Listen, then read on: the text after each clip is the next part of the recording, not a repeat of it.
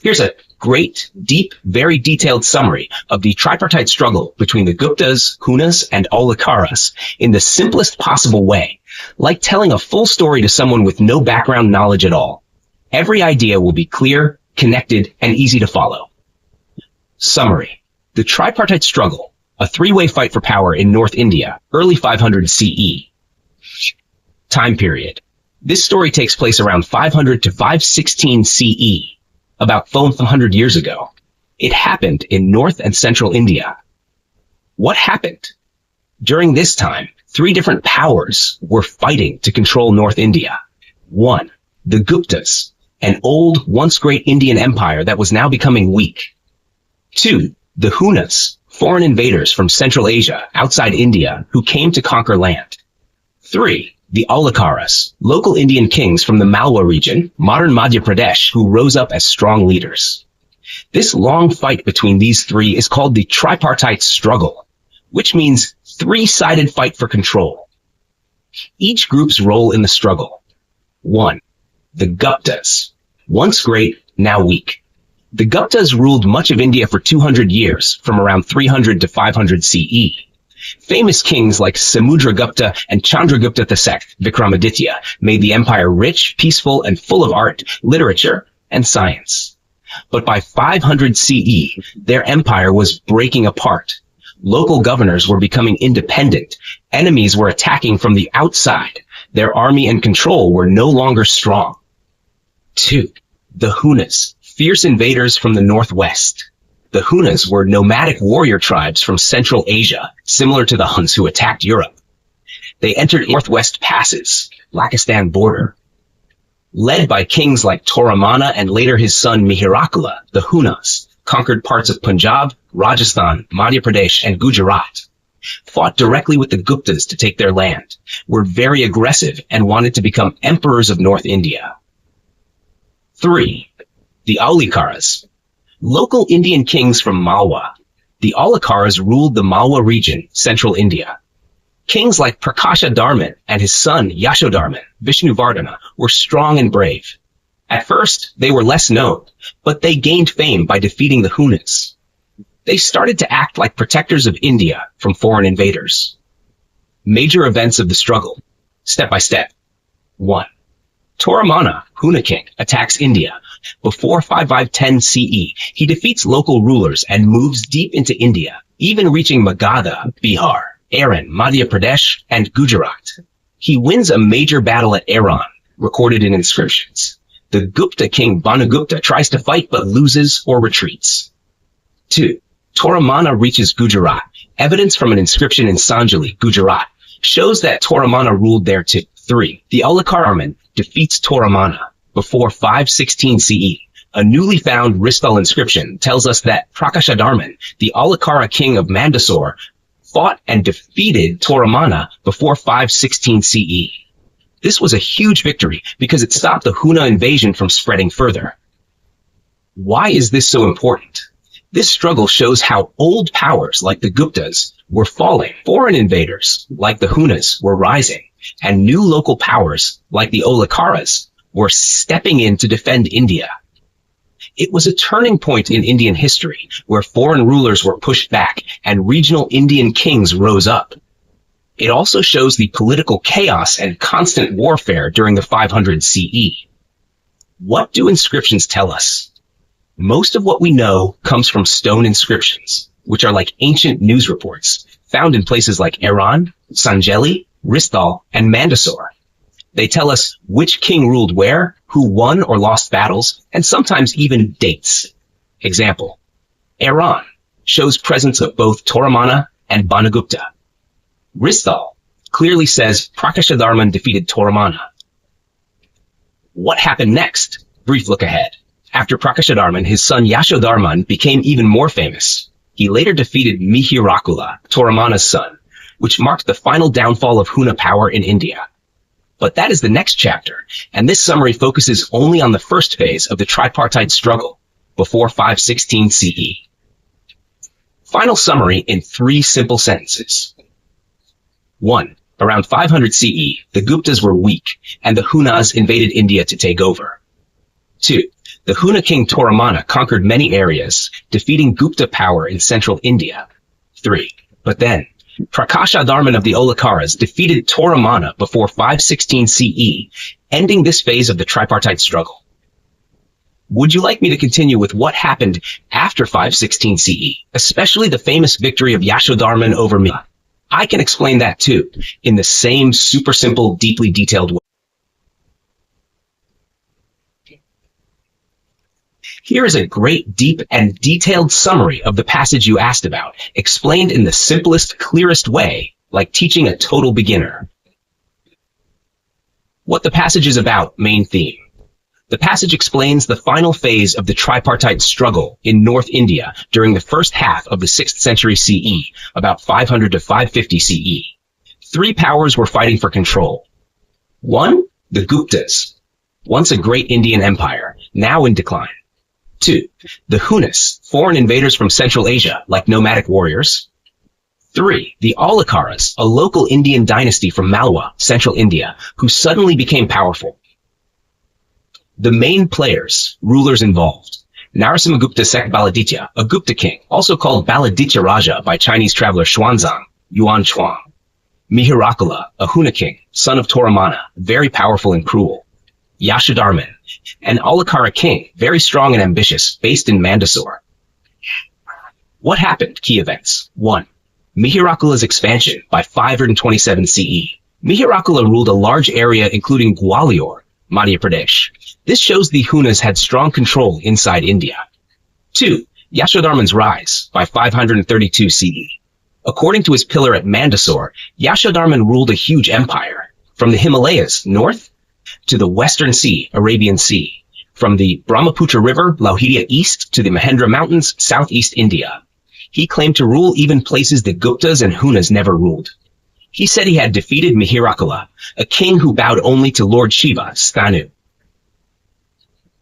3. Gupta fight back, Narasimhagupta Baladitya. Another source, the Chinese monk Xuanzang, said that Baladitya, the Gupta king, had defeated Mihirakula. So it's likely that both Baladitya and Yashodharman fought against Mihirakula at different times.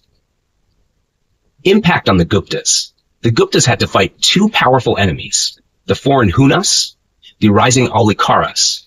They were defeated or weakened by Toramana, Huna king before Mihirakula, Yashodharman, Olakara king. But they regained some honor when Baladitya defeated Mihirakula. Still, the Guptas were tired and weakened. Their empire never became strong again. What happened to all 3 powers? After these battles, Hunas disappeared. They lost power in India. Olakaras disappeared. Yashodharman's big empire did not last. Guptas also faded away. They never fully recovered from the wars. The last known Gupta ruler was Vishnugupta Chandraditya, who ruled until about 550 CE. After that, new powers rose in North India, filling the gap left behind by the fall of these 3 empires. Why this is important in Indian history. This period shows how power can shift quickly. Even great empires like the Guptas can fall when attacked by both foreign invaders and strong local rivals. It also shows how new dynasties, like the Olakaras, can rise from nowhere, rule briefly, and then vanish. The tripartite struggle ended with all 3 powers gone, and a new chapter of Indian history began, with regional kingdoms taking over. Would you like me to explain who came next in Indian history after this, like Harshavardhana and the Puj? I can continue in the same simple, deeply detailed way.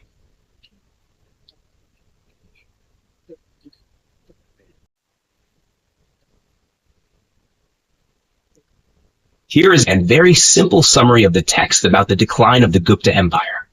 I've explained everything like a story for a beginner or a child in the easiest way possible, with deep understanding and clarity. Summary. Why did the great Gupta Empire fall? The Gupta Empire was one of the strongest and richest empires in ancient India. But like many big empires, it slowly became weak and collapsed. The reasons were both external, outside attacks, and internal, problems from inside the empire. A. Outside problems, attacks from enemies. 2 powerful enemy groups attacked the Gupta Empire. 1. The Hunas. They were foreign invaders from Central Asia. Leaders like Toramana and Mihirakula attacked and took over parts of North India. They were violent and destructive. They pushed deep into India, they even reaching places like Gwalior and Gujarat. 2. The Aulikaras. They were Indian rulers from the region of Malwa, central India.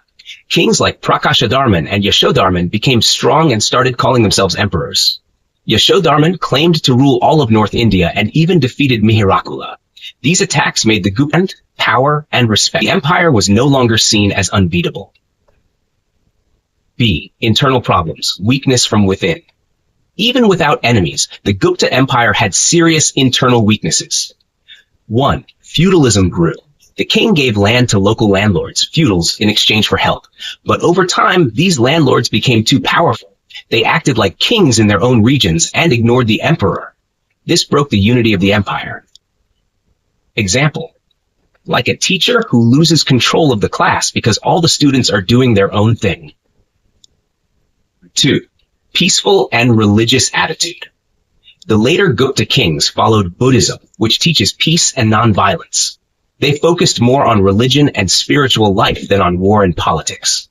This made them less aggressive and less prepared to fight enemies like the Hunas. Example. Like a boxer who decides to become a monk in the middle of a fight. C. Earlier Guptas were powerful and religious in a different way. Early Gupta kings like Samudragupta believed in Vaishnavism, worship of Vishnu. Samudragupta said he was like Vishnu's avatar, God in human form. He did the great horse sacrifice, Ashvamedha, to show he was a Chakravarti, universal ruler. He believed it was his divine duty to protect the good and destroy the evil, like Krishna in the Bhagavad Gita. He ruled like a warrior king with strong faith and purpose. D. What happened in the end? The Guptas lost many battles. Enemies like Mihirakula, Toramana, and Yashodharman became stronger.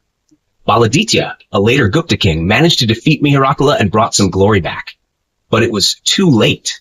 The empire was already weak. After the last known Gupta king, Vishnugupta Chandraditya, the empire disappeared. Other kingdoms rose to take their place. Final conclusion. The Gupta Empire fell because 1. It was attacked from outside by strong enemies. 2. It became weak from inside. Landlords grew too strong, and kings stopped fighting hard. 3. The early spirit of strength, power, and divine kingship turned into softness and religious quietness. In the end, all three major powers, the Guptas, the Hunas, and the Aulikaras, faded away, and new kingdoms took over India in the later centuries. Would you like this as a timeline or comic strip to make it even clearer? I can also explain specific parts more if you'd like. Sure. Here's a very simple, deep, and clear summary of the whole passage, like teaching a total beginner or a curious child. I'll explain everything in very easy language and add details to make it super clear. Deep, simple summary. This passage talks about how Gupta kings in ancient India used religion, especially Hinduism and Buddhism, to shape their political ideas and how they ruled the empire. Part 1. Early Gupta kings and Vaishnavism, worship of Vishnu. 1.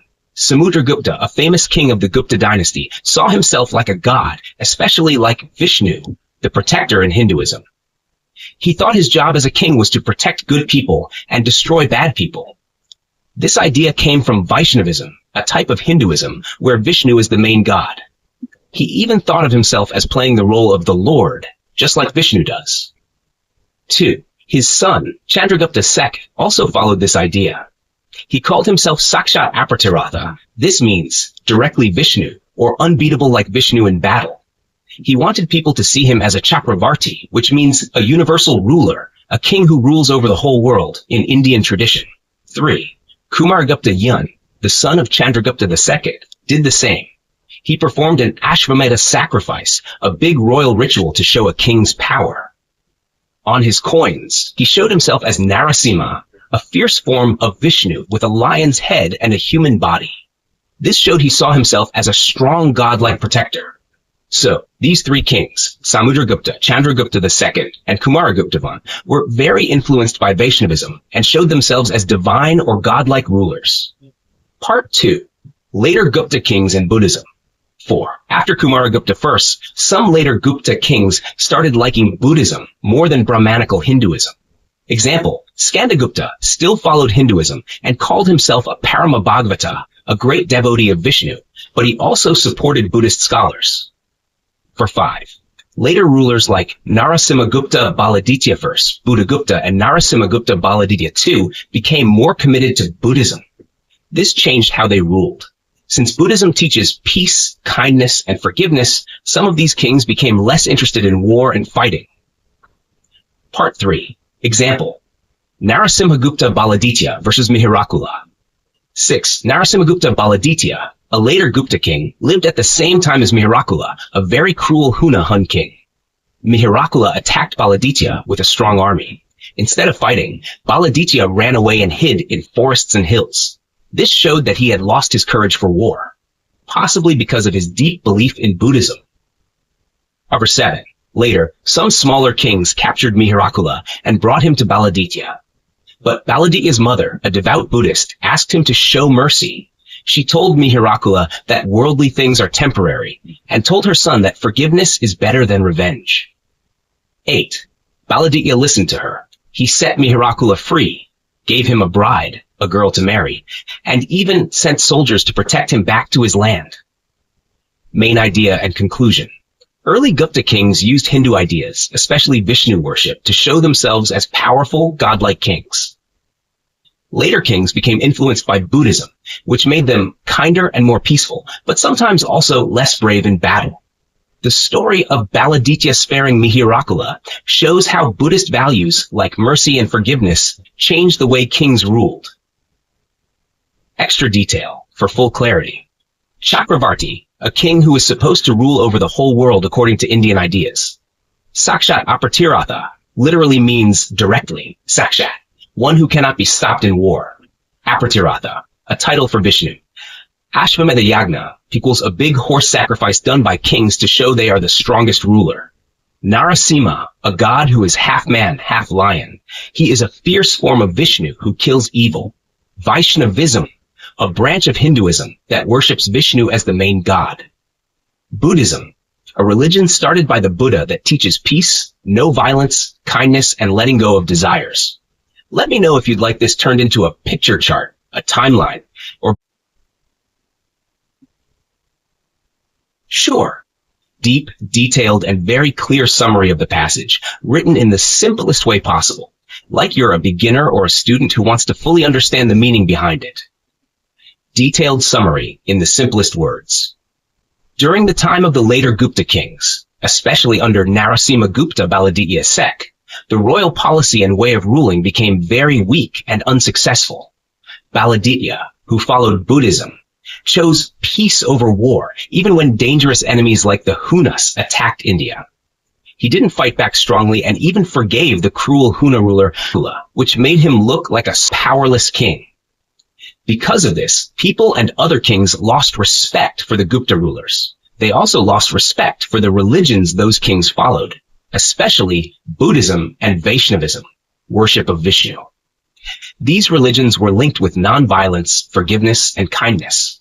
While those are good qualities, many warrior kings of that time felt that these ideas didn't help protect the kingdom from enemies like the Hunas. As a result, kings in the later 500 CE and early 600 CE started turning away from peaceful religions. Instead, they began worshipping Shiva. Shiva, in Hindu belief, is a strong and fierce god, known as the Destroyer, the god who fights evil, holds weapons, and even dances in wild storms. This kind of god matched the mindset of warrior kings, who wanted to look powerful and ready for battle. This change in royal religious beliefs became very clear. Most kings from powerful royal families like the Malkaris, Aulakaras, Hunas, Gaudas, and Kamarupas were devotees of Shiva, not Vishnu or Buddha. Even the famous Pushyabhuti dynasty, to which King Harsha belonged, didn't have any king known as a devotee of Vishnu. This shows that Saivism, Shiva worship, became the most popular religion among kings during this period. The reason was not just spiritual, but also political.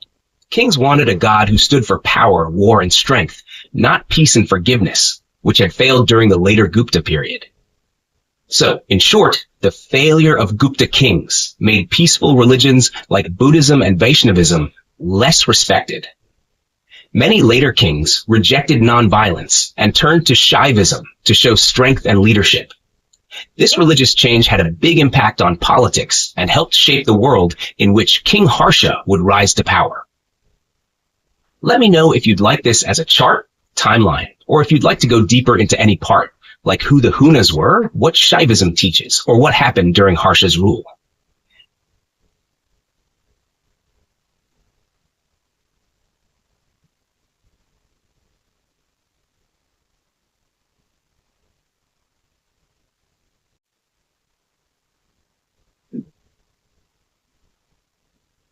Here is a great, deep, and detailed summary of the passage about the shift of political power to Kanauj, written in the simplest and clearest way possible, like teaching a complete beginner.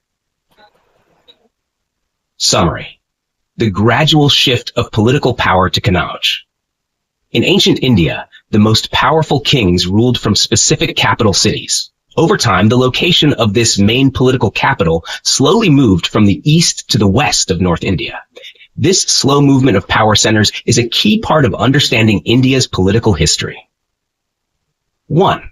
The role of the Malkaris. In the second half of the 6th century CE, around 550 to 600 CE, a new powerful dynasty called the Malkaris rose to power. They ruled from a city called Kanauj in today's Uttar Pradesh. This started what historians call the Age of Imperial Kanauj, a long period during which Kanauj became the most important capital in North India. 2. 5 dynasties that ruled from Kanauj. Kanauj was not ruled by just one dynasty. Over many centuries, 5 major dynasties ruled from there, each making Kanauj the center of their empire. 1. The Malkaris, the first to make Kanauj powerful. 2. Harshavardhana's dynasty. He became one of India's greatest emperors. 3. Yasovarman's rule, another strong ruler of Kanauj. 4. The Gurjara Pratiharas, a powerful empire that ruled much of North India. 5. The Gahadavalis. They ruled Kanauj just before Muslim rulers rose to power.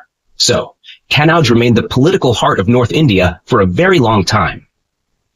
3. Shift from east to west, a long journey of power. Before Kanauj became powerful, other cities were centers of political control. In very ancient times, big empires like the Nandas, Mauryas, Ashoka's empire, and Sangas had their capital at Pataliputra, modern-day Patna in Bihar, eastern India. After them came many foreign rulers, Greeks, Sakas, Kushanas, who ruled from the northwest of India. Then the Gupta Empire, around 300 to 500 CE, rose. Their early capital was Prayaga, modern Prayagraj or Allahabad in eastern Uttar Pradesh. After the Guptas, the Malkaris made Kanauj their capital, even further west than Prayaga. Much later, during medieval times, Delhi became the capital of India under the Delhi Sultanate and later the Mughals. So the capital cities moved step by step westward. Pataliputra, Prayaga, Kanauj, Delhi. This movement shows a gradual, natural shift in where the real power was based. 4. Why this shift matters. This westward shift of the capital city shows how power moved in India.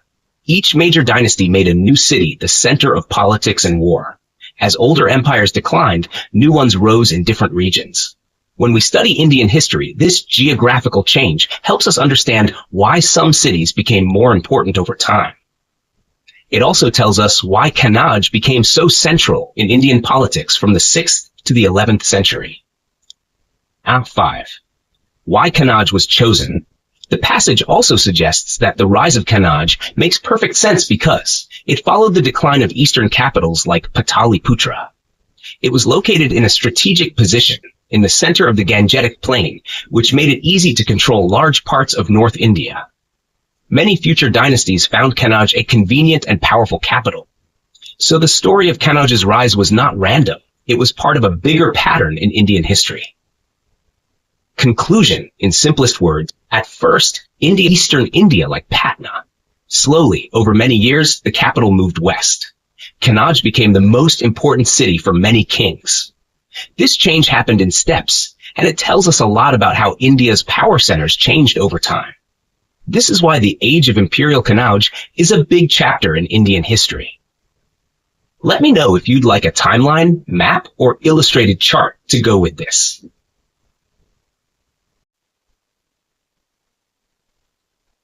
Here's a great detailed summary of the rise of Kanauj as the imperial capital.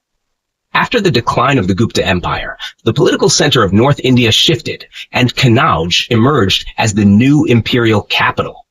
This shift happened due to several factors like geography, trade, and military needs. Key factors behind the emergence of Kanauj. 1. Strategic location. Kanauj, located in western Uttar Pradesh, was perfectly positioned in the center of India. This made it an ideal place for both political and military control. The Ganges River flowed nearby, acting as a natural highway for trade and travel. This helped Kanauj become an important trade center. Situated on a highland, defense advantage. In ancient times, being on high land was crucial for protection against invaders. Number 2. Control of trade routes. Kanauj was at the crossroads of important trade routes, connecting Bengal in the east and Punjab in the west. These routes carried goods between the most prosperous regions of India. The city's location made it an important hub for commerce and communication, as it controlled trade across the upper Doab, the land between the Ganges and Yamuna rivers. 3. Military importance. The city's location on a cliff made it easily defensible, which was important before the advent of gunpowder and cannons. This military advantage, along with its central location, made Kanauj an ideal base for military operations. Kanauj's early history. In the early 5th century CE, Kanauj was not very important. A Chinese traveler, Fahian, described the city as unremarkable at that time. The Gupta Empire, which ruled from Pataliputra, modern-day Patna, was still the most powerful empire in India. Kanauj started gaining importance after the decline of the Gupta Empire, as new kingdoms rose to power in the region. The role of the Guptas. Samudragupta, a famous Gupta king, may have used Kanauj as a military base for his campaigns against local rulers like the Nagapalas of Mathura. Samudragupta is said to have launched military operations from Kanauj, which shows that the city had strategic importance during his reign. Kanauj's rise to power. Kanauj started becoming more influential after the Gupta Empire weakened in the 6th century. As Gupta power declined, the political and military focus shifted toward Kanauj, which was now the center of power for the Maukharis and Pushya Bhutish, two important dynasties in the region.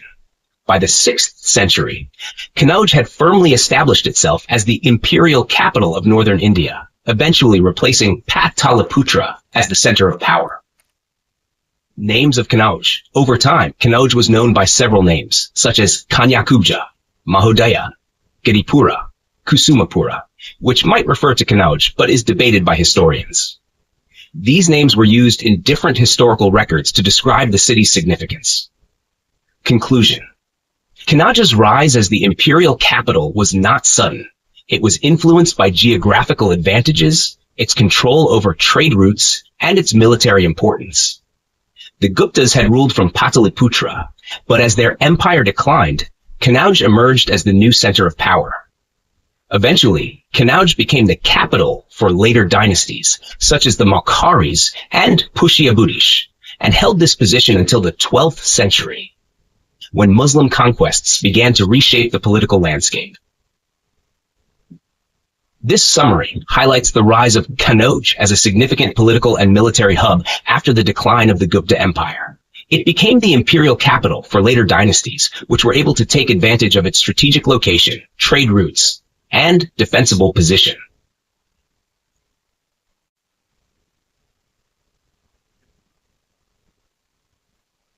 Sure. Here's a great, deep, and very detailed summary of the passage you gave, written in very simple, clear English for easy understanding, like you're a beginner or student just learning this topic. Topic: Origin of the Maukharis of Kanauj. This passage talks about where the Maukharis came from and what ancient clan they belonged to. 1. The old belief. Maukharis were from the solar, Suryavamsa, line. Many older historians thought the Maukharis came from the Suryavamsa, or the solar dynasty, the family line of the sun god. This is based on an inscription made by a Makkari king named Isanavarman called the Haraha inscription. According to this inscription, the Makkaris were descendants of 100 sons of a king named Asvapati. These sons were granted to him by Manu Vaivasvata, a great ancient sage or figure linked to the sun god. So, historians like Devahuti believe this meant the Makkaris were Kshatriyas, rulers of the Sun dynasty. 2. The new interpretation, S. R. Goyal's discovery. Modern historian S. R. Goyal gave a different view. He carefully studied the Haraha inscription and a story from the Mahabharata, India's ancient epic, especially the Savitri story. He found that the same king, Asvapati, was a ruler of the Madra tribe. His wife Malavi gave birth to 100 sons after a blessing from Yama Vaivasvata, another ancient god figure. These sons were called the Malavas, and the Makkaris were a branch of these Malavas. So what does this mean?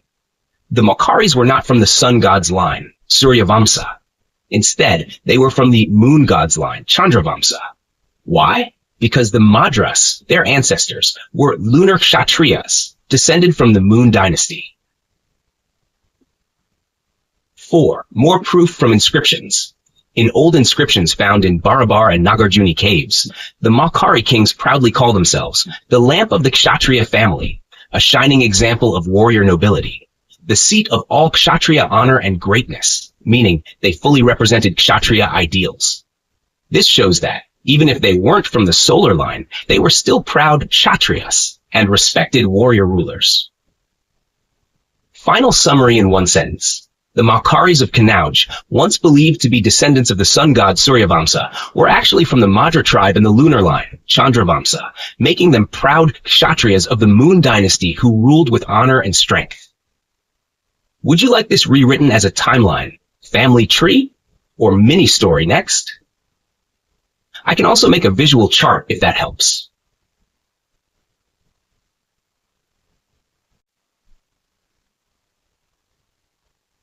Here is a deep, clear, the text you shared on the original home of the later Guptas, explained in easy words and full detail. What is this all about? The passage is trying to solve a history mystery. Where did the later Guptas come from? What was their first or original kingdom? The place where they began ruling. Why is this important? To understand the history of the later Guptas and their relationship with the Makkaris, we need to know where the later Guptas started. Knowing their original home helps us understand their political power, their wars and neighbors, and how they influenced Eastern India. Main idea of the summary. Most scholars believe that the later Guptas began in Magadha, a region in modern-day Bihar. Evidence from inscriptions. Inscriptions are official records written on stone or copper plates. The later Guptas left many inscriptions in Magadha, such as Apsad, Shapur, Mandargiri, Magran, Kailasvari Hill, Dio Baranark. These inscriptions belong to kings like Adityasena, Vishnugupta, Jivatagupta II. This shows that from the time of Adityasena to Jivatagupta II, Magadha was their main kingdom. What historians believe? Famous historians like J.F. Fleet, R.C. Majumdar, R.D. Banerjee, B.P. Sinha, all believe that the later Guptas started ruling in Magadha. Why? Because 1. Their inscriptions were found there. 2. They controlled the area for many generations. 3. They fought wars from there. Military evidence. The later Guptas also did military campaigns that give us clues. Jivatagupta An fought enemies near the seashore, probably in Bengal. Mahasenagupta led a campaign to Kamarupa, ancient Assam. This proves that their rule was spread across the east coast near Bengal, the northeastern mountains near Assam, and the Himalayas. So they had power in much of eastern India. Final answer. All this evidence points to one clear answer. The later Guptas started their rule in Magadha, modern Bihar, and later expanded to nearby regions like Bengal and Assam. They made Magadha their main kingdom, left records there, and launched military campaigns from there. This helps us understand both the later Guptas and their rivals or neighbors, like the Makkaris. Would you like a simple timeline or map to go with this explanation? I can also explain who each king was and what happened during their reign.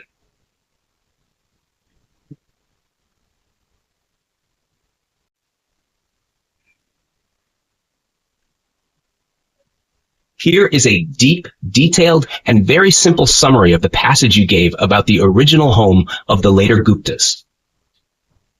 Topic: where did the later Guptas come from originally?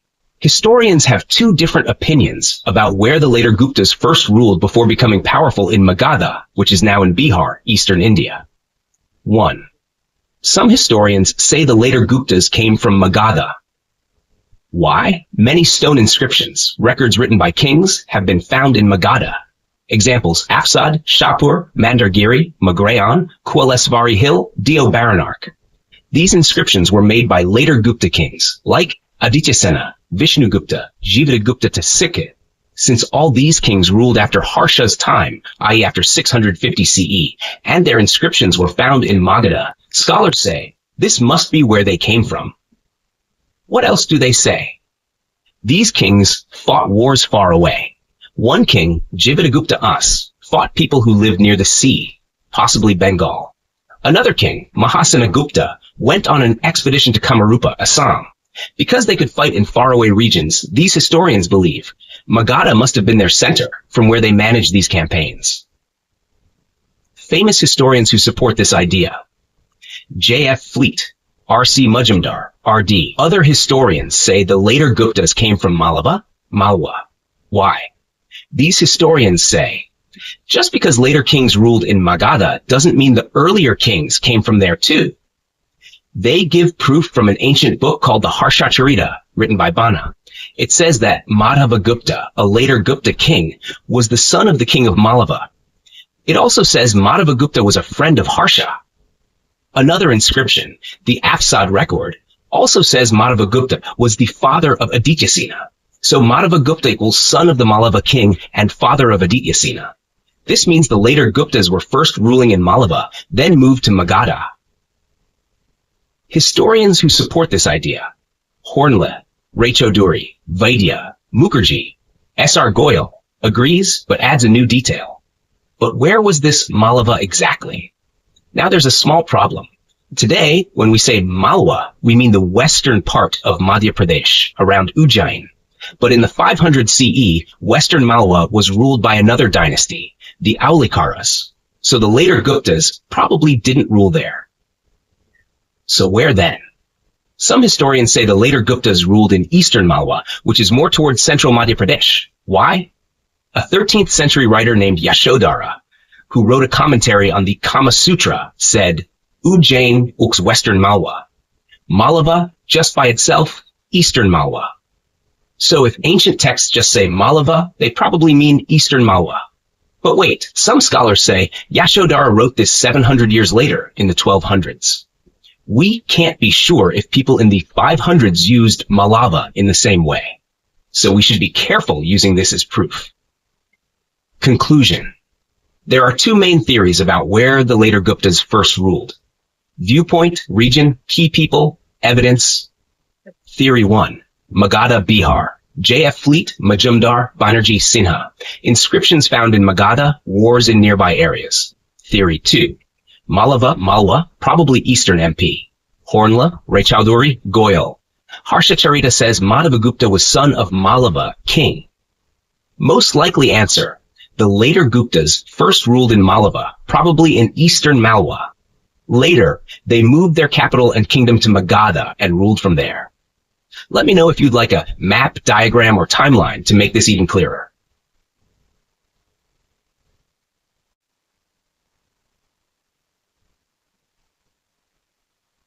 Here is a great deep passage you shared in the simplest, clearest language, like you're totally new to history. This summary explains all the ideas and also clears up the confusion scholars had about where exactly Malava was during the Gupta and later Gupta period. Summary. Where was the original Malava region in ancient times? In ancient Indian history, many scholars tried to figure out exactly where the later Guptas first ruled from, especially which region called Malava was their original base. This matters a lot because the name Malava changed over time, And if we don't understand this correctly, we might place the Guptas in the wrong part of India. Let's break it down. 1. The Mallavas were originally from Punjab. A tribe called the Mallavas lived in Punjab long ago. But during the early Sangha period, around 2nd century BCE, they moved to Rajasthan. They settled in areas like Ajmer, Tonk, and Mewar, all in modern-day Rajasthan. They even founded a city called Mallavanagara there. 2. The Mallavas stayed in Rajasthan until the Guptas came. The Mallavas continued living in Rajasthan for centuries, but during the time of Samudragupta, a famous Gupta emperor from the 300 CE, they were conquered and had to accept Gupta rule. So by early Gupta times, the region called Mallava definitely meant Ajmer, Tonk, Mewar in Rajasthan, not Ujjain or Western Madhya Pradesh. Confusion comes from a later time when Mallava changed meaning. Today, when people say Malwa, they usually mean the area around Ujjain in Western Madhya Pradesh. But that change happened much later, in the Paramara period, around 900 CE or after. So, during the Gupta and later Gupta times, Mallava, Ujjain. 4. Ancient texts clearly showed Mallava and Avanti were different places. Several important ancient sources show that Mallava and Avanti, the region around Ujjain, were not the same place in Gupta times. The Kama Sutra, written during Gupta age, mentions both Avanti and Mallava as separate regions. A later writer named Yasodhara from the 1200 CE claimed that Avanti equaled Western Malwa, but he was talking about his own time, not Gupta times, so he was mistaken for earlier history.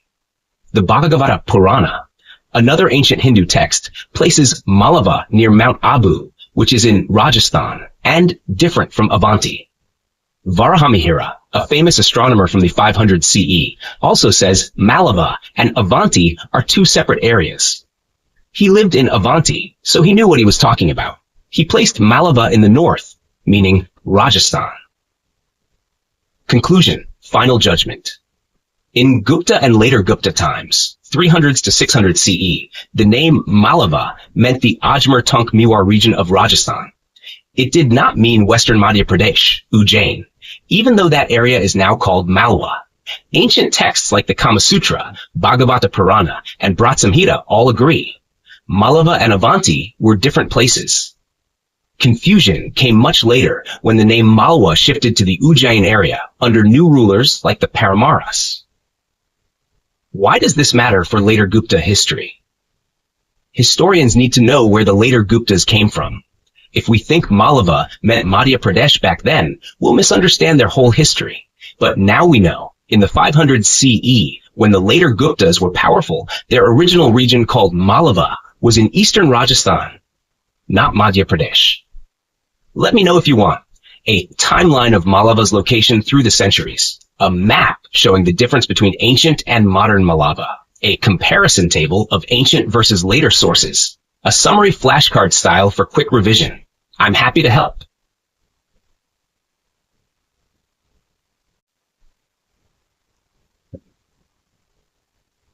Here is a very detailed and very simple summary of the passage you shared. This is written like I'm explaining to someone totally new to history, using easy words, step-by-step explanations, and extra background to help you fully understand. Summary of the passage. Early history of the later Guptas and Mauryaas. 1. Time period and context.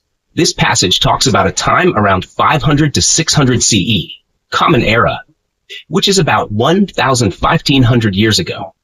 It focuses on the later Gupta dynasty and the Maurya dynasty, two important ruling families in northern India after the original Gupta Empire had become weak. Number 2. Geography. Where were Mallava and Avanti?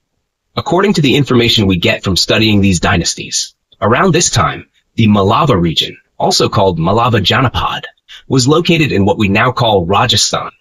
The area we now call Avanti, around Ujjain in Madhya Pradesh, did not yet have that name at this time. This is important because place names change over time, and by looking at old records, we can know how regions shifted. Number 3. How do we know this? From Dynasties history. The early history of the later Guptas and the Mauryaas helps us understand where these places were located. their inscriptions, writings, and royal records tell us about the regions they ruled and the alliances they made. 4. Later Guptas and Maurya. In the early years, these two dynasties were not enemies. They had good relations and worked together peacefully.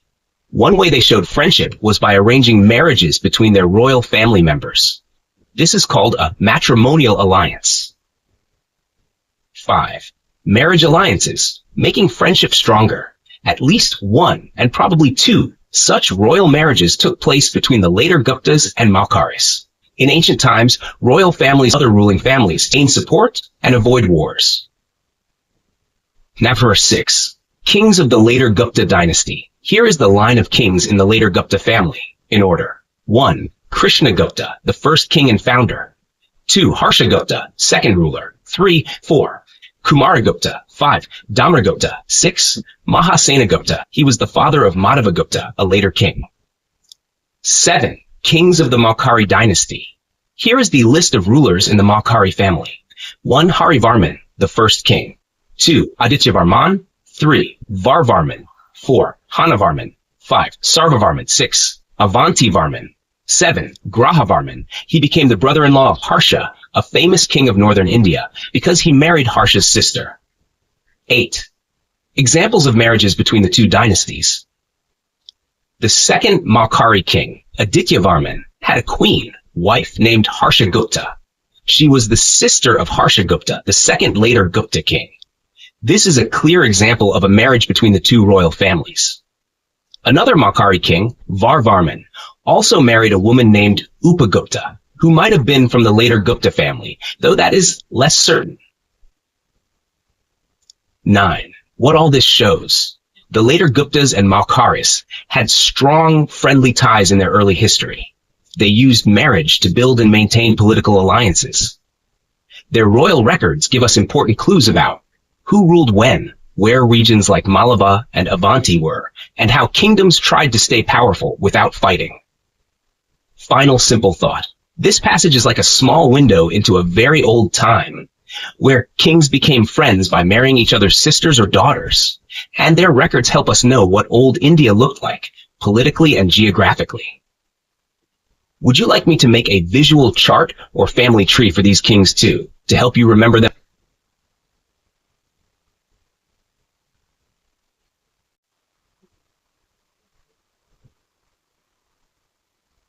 Here is a very detailed and very simple summary of the full passage you gave. It explains the main ideas, important rulers, places, and conclusions in the easiest way possible, like teaching a beginner with no background knowledge. Detailed simple summary. 1. Two royal families, Maurya's and later Guptas. These two dynasties were friends. Their friendship was not just personal, but political, meaning it helped them gain power, fight wars, and survive in a competitive world. 2. Old belief, now disagreed with. Earlier, historians believed both the Maurya's and later Guptas were feudatories, junior kings, under the imperial Guptas, the famous Gupta empire like Chandragupta II. That means they thought these two dynasties were serving the Gupta emperors in the early 500 CE. 3. New argument. They were actually under the Alakaras. But the author says this old belief is wrong. Around 500 CE, the imperial Guptas were no longer powerful in areas like Malwa, central India, Rajasthan, and UP. Instead, a new power had emerged, the Alakara dynasty, especially a strong king named Yasodharman Vishnuvardhana, who ruled from Mandsaur in present-day Madhya Pradesh. 4. Who was Yasodharman? Yasodharman was a very powerful king. His stone inscriptions, like one from 532 CE in Mandsaur, say he defeated many kings. He claimed to have power from the Mahendra Mountains in the east, to the Himalayas in the north, and even up to Assam, northeast India. That means he controlled or influenced a huge part of India. 5. The later Guptas, Jivitagupta I and Kumaragupta. Jivitagupta ruled around 520 to 540 CE. His son Kumaragupta ruled from 540 to 560 CE. They lived at the same time as Yasodharman. Jivitagupta is said to have also fought in the mountains and coastal areas, just like Yasodharman. Number 6. The Maurya's, Isvaravarman and Isanavarman. Isvaravarman Mokhari king, also had victories in the Himalayas. His son Isanavarman, around 554 CE, defeated the Gaudas in Bengal before even becoming king. These battles sound very similar to the ones Yasodharman described. Number 7. Key idea by historian Goyal. Goyal noticed that Yasodharman, Jivatagupta, and Isvaravarman lived at the same time, fought in the same areas, had similar victories. So he suggested that the Mokharis and later Guptas were feudatories, subordinate allies of Yasodharman, not of the imperial Guptas. They likely joined Yasodharman's army in his big campaigns, like to the Himalayas and Assam, and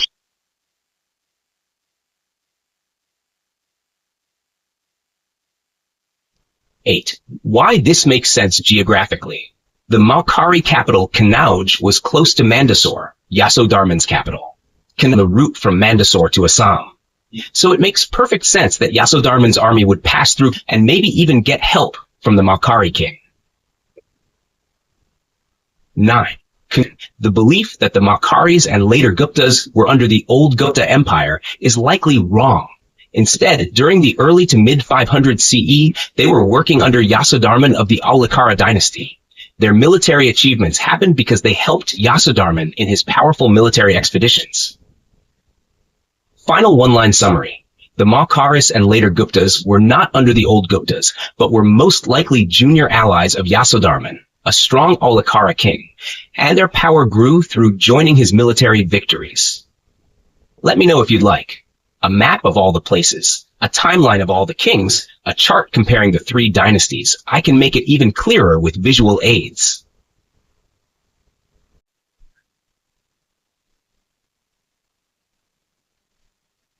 Here is a great, deep, and super detailed summary of the full passage you asked about, written in very simple, clear English, like I'm teaching someone with no background in history. I'll go point by point, covering all the important details, meanings, and background. Deep and detailed summary. Simplest language. 1. Historians explain the friendship of 2 dynasties, 2 ancient ruling families in India, the later Guptas and the Mokharis, had a close and friendly relationship during the early part of their rule. A historian named Goyal explained this friendship clearly in his research. Another historian, D.C. Shukla, agreed with him. 2. Why were they friendly? Both dynasties were feudatories. This means they were small kings who served under a larger emperor. That emperor was from a powerful ruling family called the Aulakaras, led by Yasodharman. Since both later Guptas and Mokharis served the same emperor, they were not enemies. Instead, they were allies, like 2 managers working under the same boss. 3. They became family through marriage. To strengthen their friendship, they created a marriage alliance, a political marriage. The sister of Harsha Gupta, a later Gupta king, was married to Adityavarman, the second king of the Mokhari family. This marriage made the 2 dynasties in-laws, turning their political bond into a family bond. 4. No conflict at that time. During this early phase, there was no reason for them to fight.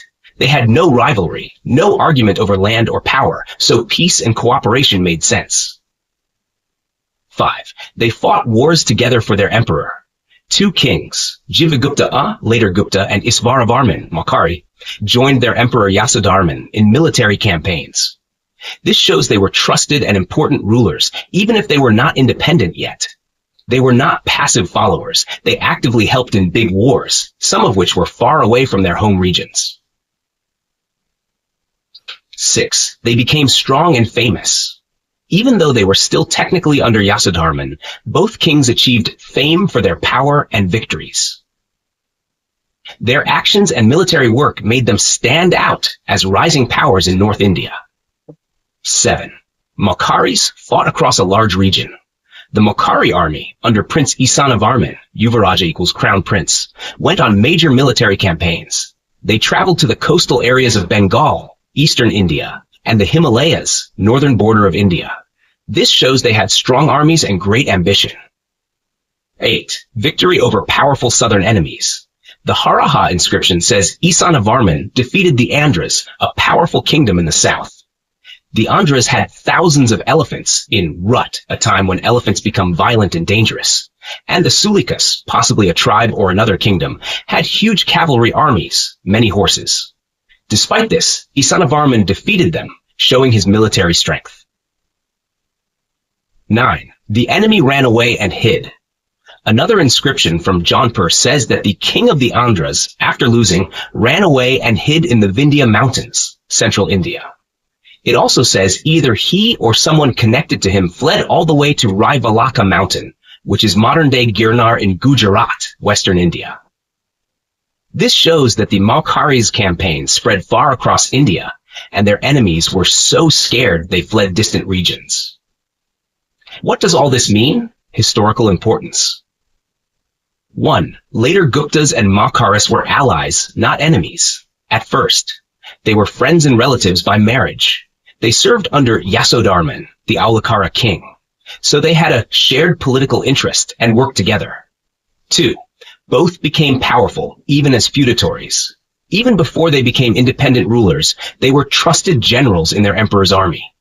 They fought big battles far from home, proving they had large, capable armies. 3. The Maukharis became especially active militarily. Their crown prince, Isanavarman, launched wars from Bengal to South India to the west.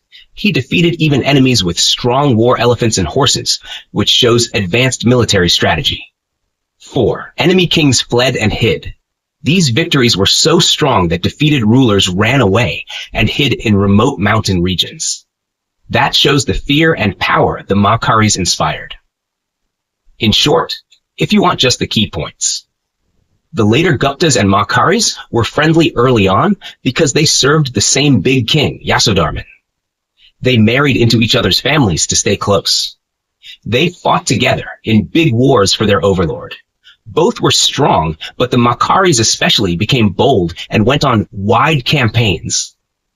The Maukhari prince defeated powerful enemies like the Andhras and Sulikas. His enemies were so scared they ran away to hide in the mountains. This early period shows that even before they became full kings, these dynasties were important players in Indian politics and war. Would you like me to draw a map showing all these places? Vindhyas, Bengal, Gujarat, Himalayas, Andhra? I can make a custom map to help you visualize the campaign routes and connections.